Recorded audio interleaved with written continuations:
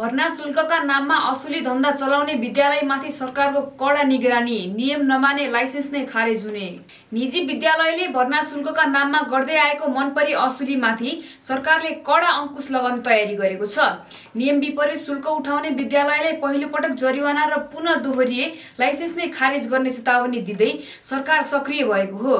शिक्षा मन्त्रालयले स्वास्थ्यगत विद्यालय शुल्क निर्धारण मापदण्ड निर्देशिका 2072 कार्यान्वयनमा कडाई गर्न देशभरका स्थानीय तहलाई निर्देशन दिएको छ।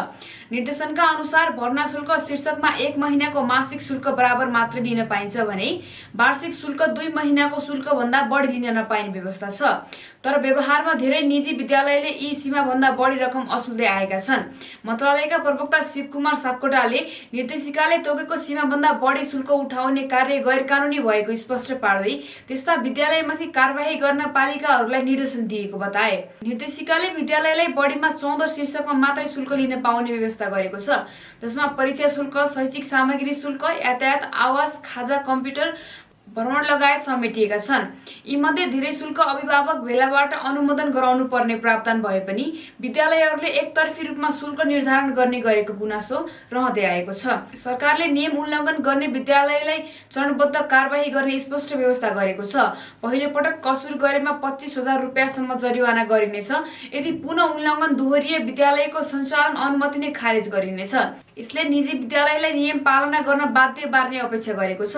त्यस्तै कुनै विद्यालयले बढी शुल्क असुलिएको पाइएमा उक्त रकम अभिभावकलाई फिर्ता गराउने प्रक्रिया पनि बढाइने मन्त्रालयले जनाएको छ। यसैबीच सरकारले नयाँ शैक्षिक सत्र 15 वैशाखपछि मात्रै सुरु गर्ने निर्णय गरेको छ। तोकिएको समयभन्दा अघि भर्ना वा कक्षा सञ्चालन गरेमा पनि कारबाही हुने स्पष्ट पाइएको छ।